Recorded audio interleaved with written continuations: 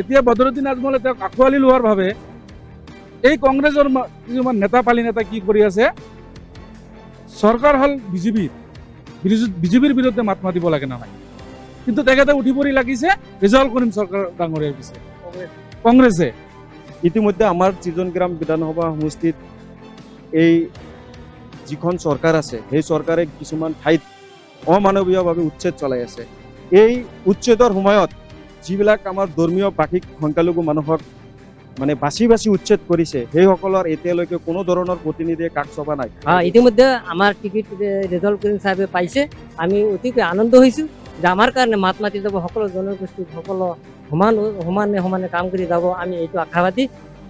প্ৰদীপ কুমাৰ চৰকাৰক AIUDF আৰু কংগ্ৰেছ দলৰ মিত্ৰজোঁটত তেওঁ বিধায়ক হৈছিল, তেওঁ ক'ব পাৰিব নেকি এই যি গৰাখহনীয়া সমস্যা সমাধান তেওঁ আজিলৈকে বিধানসভাত মাত মাতিছে, মাতা নাই।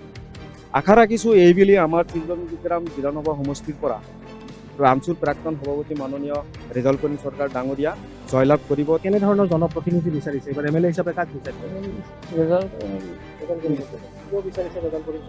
আগৰ নেতাগিলা কাম কৰা ৰেজাল্ট কৰিবলৈ কৰিব পাৰি। এই চিজনগ্ৰাম সমষ্টি ইয়াৰ আগত চিভিল কাষ্ট আছিল, গতিকে এইবাৰ জেনেৰেল হোৱাৰ কাৰণে আমি ভাবিছোঁ ৰেজাল্ট কৰিম ভাই চৰকাৰ আহিছে, গতিকে আমি তাক বিচাৰিছোঁ, তাক লাগে। এইবাৰ আমি ভাবিছোঁ তাক বিপুল ভোটত মানে জয় কৰি তাক এছেম্বলিত পঠাই দিম বুলি এটা আশা কৰিছোঁ। ইতিমধ্যে বিধানসভা নিৰ্বাচন সমাগত আৰু বিধানসভা নিৰ্বাচন সমাগত যিহেতু প্ৰতিটো ৰাজনৈতিক দল ইতিমধ্যে সাজু হৈছে, প্ৰতিটো ৰাজনৈতিক দলে ইতিমধ্যে নিজৰ যি কুচকাৱাজ আৰম্ভ কৰিছে, ইতিমধ্যে প্ৰস্তুতি আৰম্ভ কৰিছে। বিভিন্ন ৰাজনৈতিক দলে ইতিমধ্যে নিজৰ প্ৰাৰ্থী তালিকা ঘোষণা কৰা আৰম্ভ কৰিছে। আমি নিউজ নাও দৰ্শকসকলক অসমৰ প্ৰতিটো সমষ্টিলৈ লৈ যাবলৈ চেষ্টা কৰিম। প্ৰতিটো সমষ্টিৰ ৰাইজৰ কি সমস্যা, জনসাধাৰণে কি বিচাৰে, ভোটাৰে কি বিচাৰে, কেনেধৰণৰ জনপ্ৰতিনিধি বিচাৰে আমি জনাবলৈ চেষ্টা কৰিম।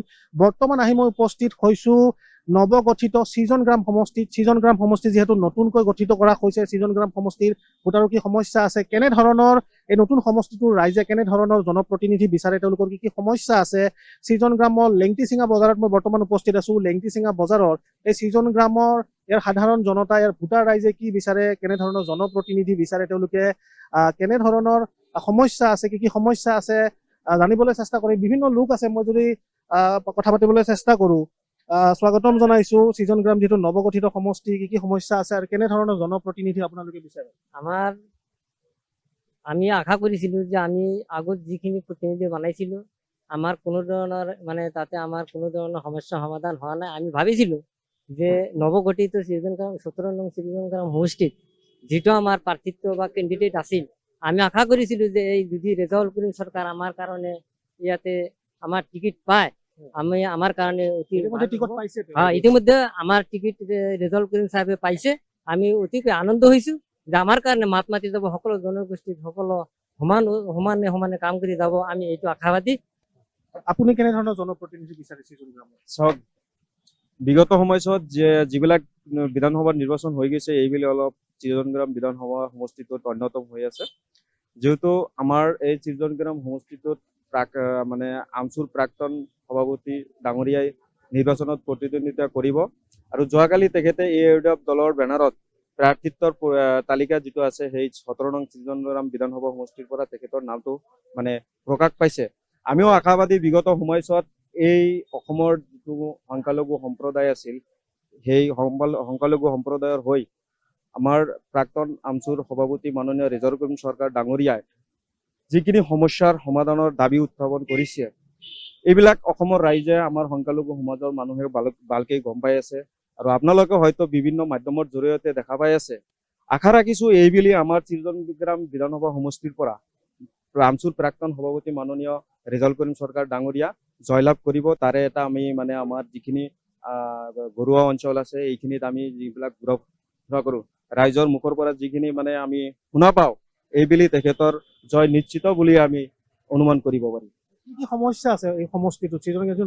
চিজনগ্ৰাম বিধানসভা সমষ্টিটোত 2,33,000 ভোটাৰ আছে। আমাৰ একেবাৰে সংখ্যালঘু সম্প্ৰদায়ৰ মানুহ, ধৰ্মীয় ভাষিক মুছলমান মানুহৰ এইখিনি বেছি আছে, আৰু যিখিনি এৰিয়া আছে এইখিনি এৰিয়া বিশেষকৈ কৃষিজীৱী মানুহ।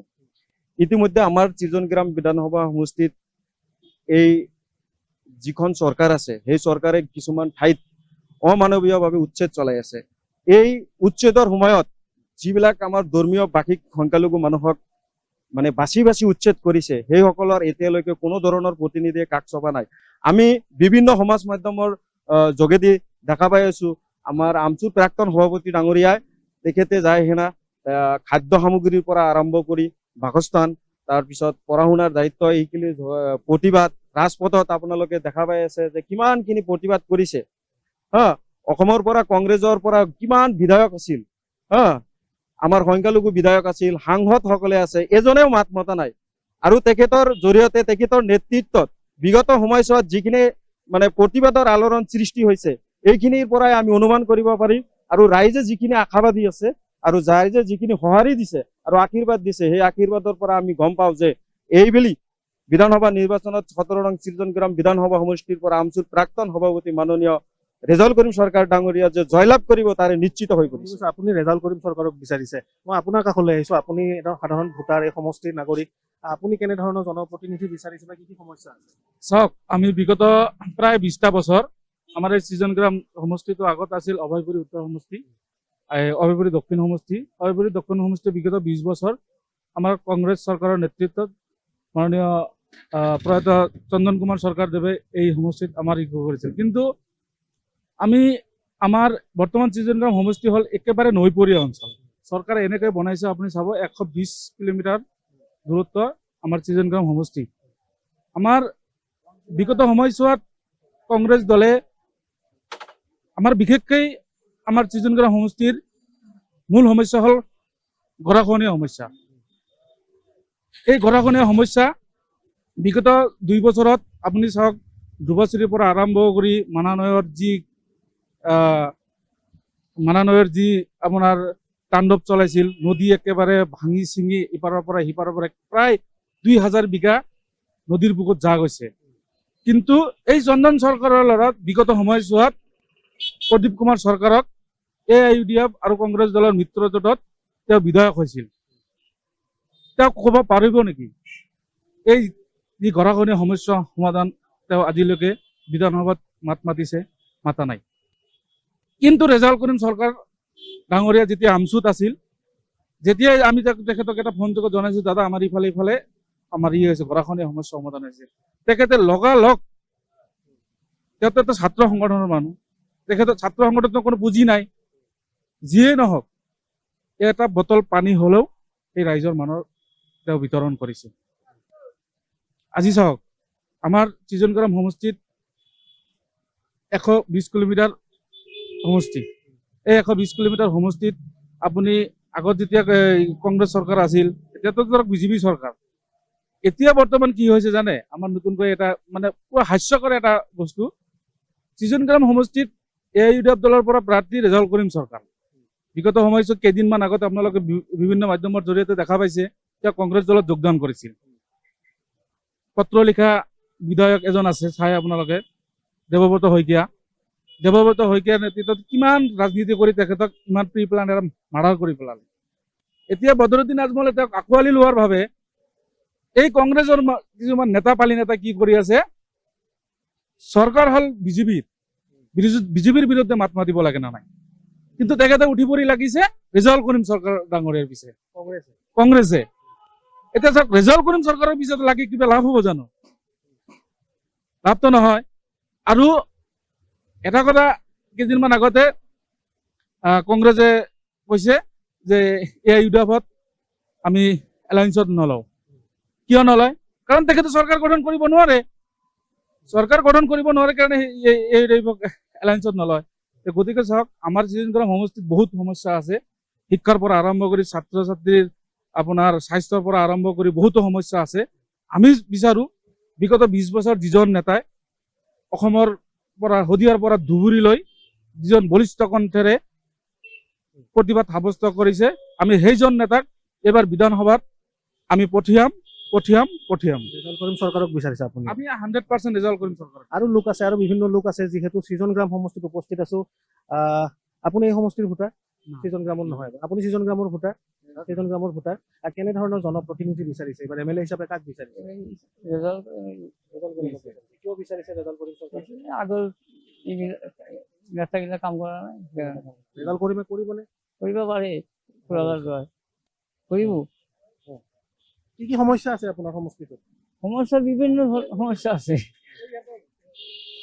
বিভিন্ন সমস্যা আছে। ঠিক আছে, আৰু কিছু লোক আছে মই আপুনিও সৃজন গ্ৰামৰ ভোটাৰ হয় মই সৃজন গ্ৰামৰ সমষ্টিৰ এজন ভোটাৰ হয় কি বিচাৰিছে চাওক এতিয়া আমি বিচাৰিছো গোটেই অসমত আচলতে শান্তিপূৰ্ণ হৈ আমি বিচাৰিছো কিন্তু দেখা যায় এতিয়া আজিকালি আমাৰ বিশেষ কৰি এই সৃজন গ্ৰাম সমষ্টিত বহু ধৰণৰ অভাৱ অভিযোগ আছে আৰু বিশেষ করে দেখা যায় আমার এই এলাকাত এটা ভাল এটা কলেজও নাই শিক্ষা মানদণ্ড মানে ইফালে একদম বিলকুল দেখা যায় কম হৈ গৈছে ইফালে আৰু নদী গৰাখহনীয়াত যিখিনি অসুবিধা হৈ আছে সেইখিনি আমি হি এটা অসুবিধা আমাৰ বিশেষ কৰি গতিকে এইবাৰ আমি ভাবিছো যে আমাৰ সন্মুখত সুযোগ এটা আহিছে এই সৃজন গ্ৰাম সমষ্টি ইয়াৰ আগত শিডিউল কাষ্ট আছিল গতিকে এইবাৰ জেনেৰেল হোৱাৰ কাৰণে আমি ভাবিছো ৰেজাউল কৰিম ভাই সৰকাৰ আহিছে গতিকে আমি তাক বিচাৰিছো তাক লাগে এইবাৰ আমি ভাবিছো তাক বিপুল ভোটত মানে জয় কৰি তাক এসেম্বলিত পঠাই দিম বুলি এটা আশা কৰিছো ৰেজাল্ট কৰিম চৰকাৰক বিচাৰিছে হয় ৰেজাউল কৰিম সৰকাৰকে বিচাৰিছো আমি ঠিক আছে বৰ্তমানলৈকে যিখিনি আমি ভোটাৰ পাইছিলো তেওঁলোকে ৰেজাল্ট কৰিম চৰকাৰক বিচাৰিছে এটা ছাত্ৰ সংগঠন ত্যাগ কৰি যিহেতু ৰেজাল্ট কৰিম চৰকাৰ আহিছিলে আৰু প্ৰথমতে কংগ্ৰেছ তাৰ পাছতে AIUDF যোগদান কৰাৰ পাছতে AIUDF ৰেজাল্ট কৰিম চৰকাৰক টিকট প্ৰদান কৰিছিলে মই যদি দেখুৱাব পাৰো এয়া হৈছে সৃজন গ্ৰাম সমষ্টিৰ লেংটিচিঙা বজাৰ আৰু লেংটিচিঙা বজাৰত উপস্থিত হৈছিলো আৰু ইতিমধ্যে সৃজন গ্ৰাম সমষ্টি সৃজন গ্ৰাম সমষ্টিত ইতিমধ্যে ৰেজাল্ট কৰিম চৰকাৰক AIUDF ফালৰ পৰা প্ৰাৰ্থিত্ব প্ৰদান কৰা হৈছে আৰু কংগ্ৰেছ আৰু অগপ ইতিমধ্যে সাজু হৈছে এই সমষ্টিটোৰ বাবে গতিকে ৰাইজে যি বিচাৰিছে আমি ৰাইজৰ মতামত দেখুৱাবলৈ চেষ্টা কৰিম অসমৰ প্ৰতিটো সমষ্টিলৈ যাবলৈ আমি চেষ্টা কৰিম অসমৰ প্ৰতিটো সমষ্টিলৈ গৈ ৰাইজৰ যি মতামত ৰাইজৰ মতামত জনাবলৈ চেষ্টা কৰিম অসমৰ প্ৰতিটো সমষ্টিৰ ৰাইজে কি বিচাৰে এয়া আছিলে সৃজন গ্ৰাম সমষ্টিৰ কিছু ভোটাৰৰ কিছু মনৰ কথা ভোটাৰে কি বিচাৰিছে এই সমষ্টিটোৰ কি কি সমস্যা আছে যিহেতু 2,30,000তকৈ অধিক ভোট আছে এই নৱগঠিত সৃজন গ্ৰাম সমষ্টিত এই নৱগঠিত সৃজন গ্ৰাম সমষ্টিৰ ভোটাৰৰ যি সমস্যা ইতিমধ্যে গৰাখহনীয়াকে আৰম্ভ কৰি বিভিন্ন ধৰণৰ সমস্যা এই সৃজন গ্ৰাম সমষ্টিটোত আছে প্ৰথমতে উত্তৰ অভয়াপুৰী দক্ষিণ অভয়াপুৰীৰ পৰা পৃথক হৈ এই সমষ্টিটো গঠন কৰা হৈছে সৃজন গ্ৰাম সমষ্টি আৰু সংখ্যালঘু অধ্যুষিত এটা সমষ্টি সৃজন গ্ৰাম সমষ্টি ইতিমধ্যে কেইবাজনো নেতা সাজু হৈছে এই সমষ্টিটোৰ পৰা প্ৰতিদ্বন্দ্বিতা কৰিবলৈ এটা হাই প্ৰফাইল সমষ্টি চৰ্চাত থকা এটা সমষ্টি গতিকে এয়া আছিল সৃজন গ্ৰাম সমষ্টিৰ ভোটাৰৰ মনৰ কথা আৰু অন্যান্য বিভিন্ন সমষ্টিৰ ভোটাৰৰ মনৰ কথা আমি জনাবলৈ এনেদৰে চেষ্টা চলাই যাম